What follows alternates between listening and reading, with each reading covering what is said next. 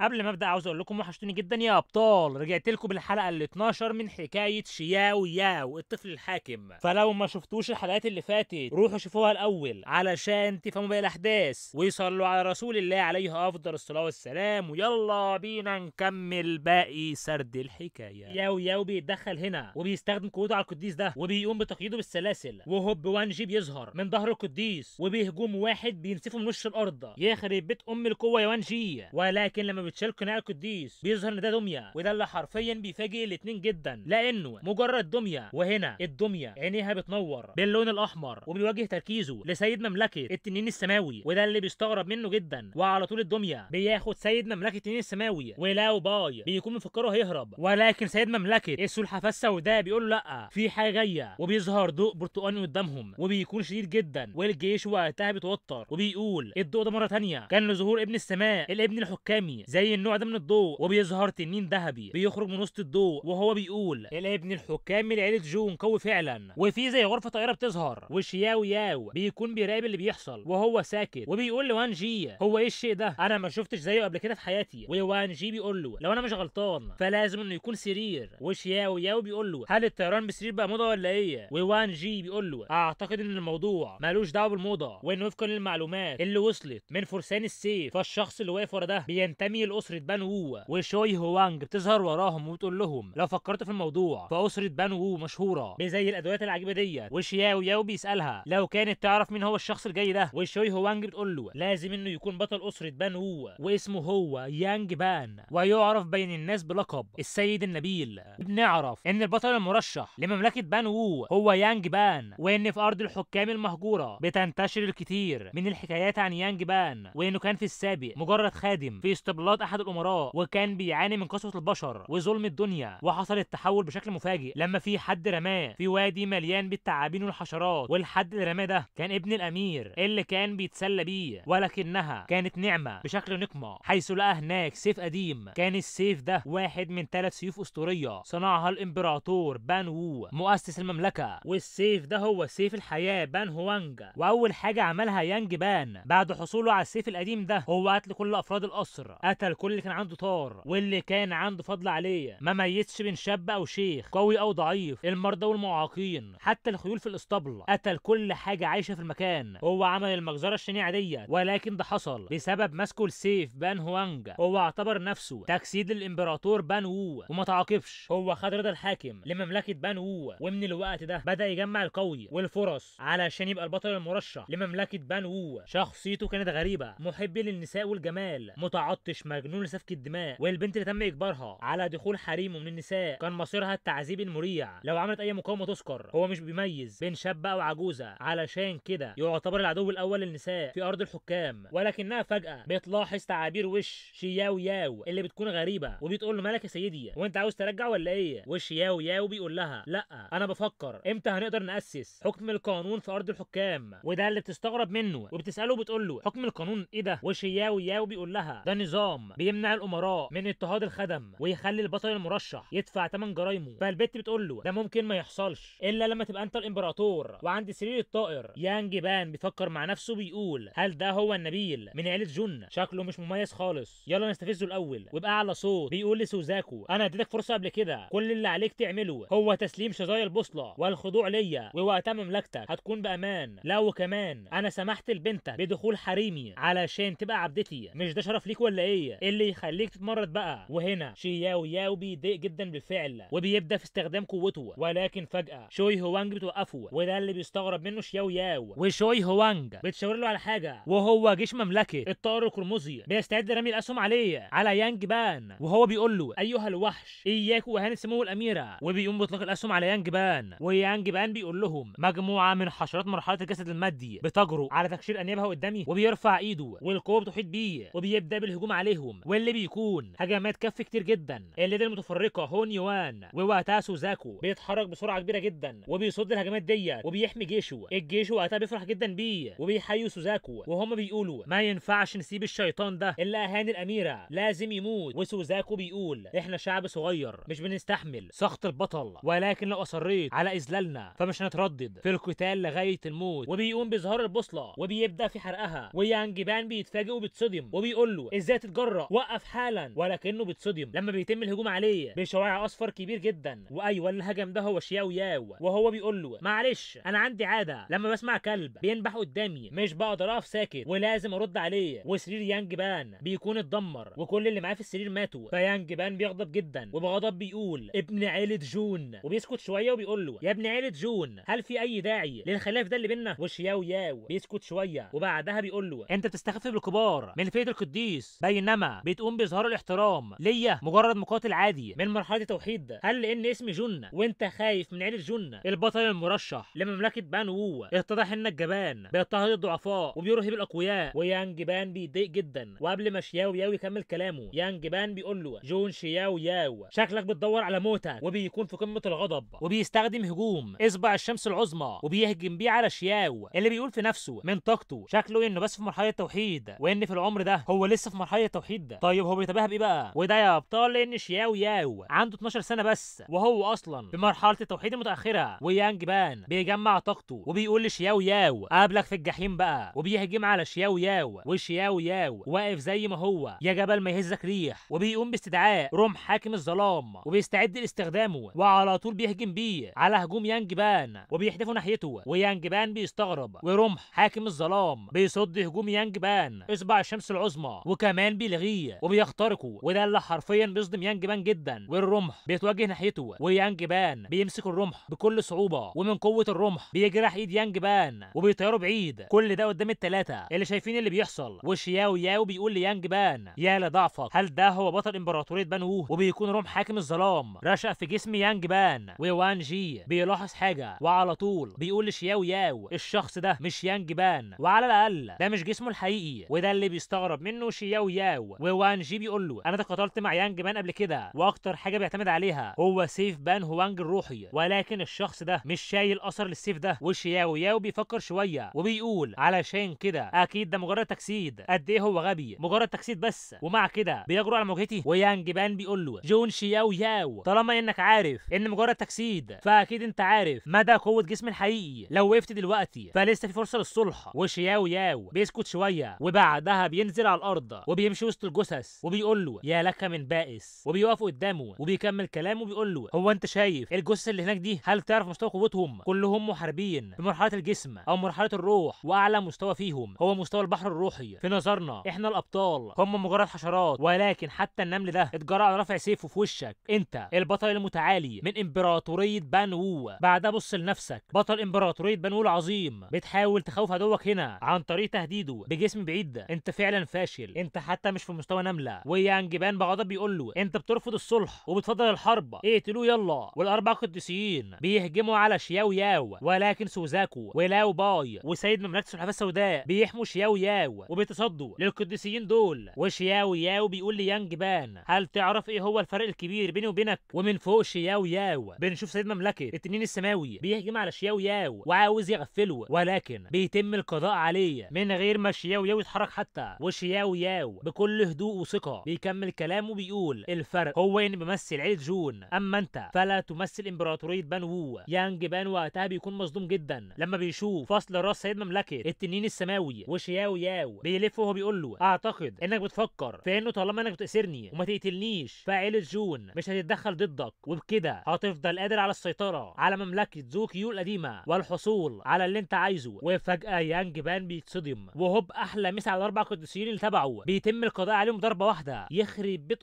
القوه يا جدعان، يا ترى مين الشخص ده؟ يانج بان بصدمه بيسال نفسه وبيقول مستحيل 5 قديسيين تم تدميرهم في وقت واحد. هل ده تدخل من قديس ملك؟ هل هو حارسه الشخصي؟ ملك قديس بيوافق على انه يكون حارس لواد صغير. وشياو ياو بيمسك شعلة النار وبيقول ليانج بان شكلك ادركت دلوقتي انت غلطت في حساباتك، دول القديسين بتوعك ما تقدرش تكبحني. وفوق كده لو انت عاوز عيله جون هتعلن الحرب على امبراطوريه بان وو. احنا مش محتاجين لاي سبب لده، انت مجرد شخص ما عندوش بصيره بتجرؤ على الوقوف قدامي وبيهجم عليه بشعلة النار وبيفحم جسمه. وهو بيكمل كلامه بيقول نار العنقاء اضيع فرصه تعذيبك. وفي ضوء اصفر بيمشي من المكان وبيتوجه لمكان تاني علشان يروح لقصر معين. وفي القصر ده بنسمع صوت يانج بان وهو غاضب جدا وبينطق اسم شياو ياو وبيكون حرفيا في قمه الغضب وبيقسم على عداوه شياو ياو ولو جات له فرصه مش هيرحمه. نرجع بعد كده عند شياو ياو اللي بيقوم بتجميع قطع البوصله البوصله وبيقول هي البوصله دي لاي نوع من الكنوز، لدرجه ان يانج بان عاوز يحصل عليها حتى لو دمر البلاد. وسوزاكو بيقول له في الحقيقه ما نعرفش ايه فائده البوصله دي، انا اعرف بس ان الشيء ده مرتبط باسلافنا في الدول الاربعه القديمه، وان سلاله قديمه كانت قريبه من القوه الخالده، واربع مظاهر بتتعلق بالبلد القديمه. كان مؤسس دوله اكس يانج القديمه شخصيه كبيره اسمها 6 يانج سوبوريوم، ومؤسسين بلادنا الاربعه كلهم من تلاميذه. وبيقال ان الافئده الاربعه العليا حصروها لانهم كانوا عاوزين يحصلوا على البوصله البرونزيه دي، وفي النهايه كان لابد من تقسيم البوصله الى 4 اقسام واعطائها ل4 تلاميذ لحفظها. وعلشان كده بقت قطع البوصله دي بطبيعه الحال قطعه اثريه من تراثنا. وشياو ياو بيقول لما تحط الموضوع ده بالطريقه دي بحس وكاني شفت نسيج البوصله دي في مكان تاني قبل كده، وعلى طول شياو ياو بيفتكر حاجه وبيطلع القطعه الاثريه اللي من قصر الخالدين البرونزي وبيحطها فوق البوصله، وبيقول ممكن تكون البوصله دي مرتبطه بالقصر البرونزي الخالد. والثلاثه بيكونوا مستغربين وبيتفاجئوا اول ما بيقول القصر البرونزي الخالد، وفي نفسهم بيقولوا علشان كده بيجذب عدد لا يحصى من الرجال الاقوياء ليطمعوا فيه، احنا ما نقدرش نحتفظ بالشيء ده، يا ترى هنعمل ايه؟ وشياو ياو بيسكت شويه والثلاثه بيقدموا له الاحترام وبيقولوا له بما انك انقذتنا فلازم نديلك الهديه دي. وشياو ياو بيتضايق وبيقول في نفسه هو مش ده مجرد القاء المتاعب عليا؟ هل يمكنكم انكم تكونوا اكتر لطف؟ وبعدها شياو ياو بيقول لو حطينا الموضوع ده على جنب دلوقتي فهل ناقشتموه؟ والثلاثه بيستغربوا من سؤاله، فشياو ياو بيوضح سؤاله وبيقول هل ناقشتم مين اللي هيحكم مملكه 6 يانج القديمه المتكامله؟ وبيتضح انهم ما فكروش في كده خالص. فشياو ياو بيقول في نفسه ازاي الاغبياء دول بقوا ملوك البلاد؟ وبعد كده في مكان تاني وسط الجبال بنشوف هيون ماسك قطعه ذهبيه وبيقول ده مجرد تدريب ومش مبارزه، اوعوا تاذوا بعضكم. وبنشوف بايو اير ولينج لونج وشكلهم كده هيواجهوا بعض، الاتنين بيبصوا لبعض وهالتهم بتبدا في الظهور، وعلى طول هيون بيرمي القطعه المعدنيه واللي بتطير في الهواء وهوب بتقع على الارض، وبمجرد وقوعها الاتنين بيخشوا في قتال مع بعض. وبايو اير في نفسها بتقول هي فعلا سريعه جدا ولكني مش هخسر برضو، وبتهجم على لينج لونج ولينج لونج بتفادي هجمتها، وبايو اير بتقوم بتلقي العنان لقوتها وبكل جديه بتهجم على لينج لونج، ولينج لونج طايره في الهواء وشايفه الهجوم بعيونها، ومن قوه الهجوم في انفجار بيحصل في المكان، وبايو اير بتراقب اللي بيحصل ولكن كلها ثواني وحرفيا بتتفاجئ لما بتشوف قدامها لينج لونج ما اتاثرتش خالص، ولكن كمان بتلاحظ حاجه في السماء واللي بيتضح انها 7 دوائر ضوئيه متصله ببعض، والسبع دوائر دول في نفس الوقت بيهجموا على بايو اير، وبايو اير بتهرب من الهجوم، وهيون بيكون متحمس جدا وهو شايف اللي بيحصل وبيقول دي خدعه كويسه انا عاوز اجربها برضو. وشياو ياو بيظهر من وراه زي الخازوق وهو بيقول هو ايه اللي بيحصل؟ ليه دخلوا في قتال؟ وهيون بيتفاجئ من وجود المفاجئ، بس بعدها بيقول له ان التوافق بين اكسير الخلود ونار العنقاء الحاكمه كويس جدا بشكل مش متوقع، ومستوى الاميره المره دي كان كويس وفي تدريباتها وصل لمستوى عالي. وشياو ياو بيقول له تبا ليك يا عم انا عاوز اشوف دلوقتي هي وصلت لايه. ده كل شيء كويس جدا. وبنفتكر فلاش باك لما لينج لونج قالت لشياو ياو هو انا ممكن امشي شويه، وشياو بيسالها لو كان في مشكله، ولينج لونج بتقول له ان الحادث ده بيخليها تحس بالعجز العميق وان من غير مساعدته ما كانتش تقدر تعمل اي حاجه، وعلشان كده هي عاوزه تلاقي طريقه علشان تاخد زمام المبادره لوحدها حتى من غير ما تعتمد على شياو، وانها كمساعده ليه وخادمه فهي عارفه الفكره دي كويس. وقبل ما تكمل كلامها شياو ياو بيقول لها لو كنت عاوزه تروحي فروحي بس، وده اللي بيفاجئ لينج لونج جدا. وشياو ياو بيقول لها افتكري تاخدي معاكي تعويذه الياشا من نقل الصوت، ولو انت مش متاكده تقدري تستدعيني في اي وقت، وزي ما انت عارفه طالما اني مش نايم فانا دايما حر جدا. ولينج لونج مش بتلاقي اي كلمه تقولها له غير كلمه شكرا. وشياو بيقول لها طب بتشكريني على ايه؟ هو مش المفروض ان الموضوع يكون كده طبيعه الحل؟ صديقتي لينج لونج احنا نقدر نعتبر نفسنا احباء الطفوله اللي نشأوا مع بعض صح ولا ايه؟ ازاي تتجرأي انك تعامليني كغريب؟ انا غاضب جدا. ولينج لونج بتضحك وبتقول انا اسفه، ولما بتمشي في نفسها بتقول هل بجد احنا احباء؟ وفي نفسها بتفتكر لما قالت ان ده مش عصر يمكن يتقال على كل البشر، وان الضعف هو الخطيئه الاصليه، وان الضعفاء ما يستحقوش يكونوا بشر فهم مجرد نمله، وبكده هتبقى السلطه قيد حول الرقبه، ولاني مش عاوز اكون نمله لازم اسعى للسلطه باي ثمن. ولكن وبتفتكر يوم ما رجعت لشياو ياو وقالت له انا خدمتك يا سيدي، وشياو ياو بيقول لها ايوه ولكنك شغاله لصالحي ومش عبده ليا، احنا ما وقعناش على اي شيء صح ولا ايه؟ ولينج لونج بتقول له ايوه ما وقعناش حاجه. فشياو ياو بيبتسم وبيقول لها يبقى احنا متساويين، ليه لازم تركعي؟ احنا كلنا نفس الشخص ومفيش حد انبل من اي شخص تاني. وقتها لينج لونج عرفت ان شياو ياو شخص مميز من وقت ما كان طفل، ولكن احيانا هي لسه بتحس هل تفكيره طبيعي؟ ده موضوع مثير للاعجاب. المهم بعد كده عند القصر بقى بايو اير بتتصدم لما بتعرف انها تكون الحاكمه لمملكه الجهات الاربعه القديمه، وبتكون مش مصدقه ان ده حقيقي؟ فالتالت اسياد بيقول لها ايوه هتبقى انت،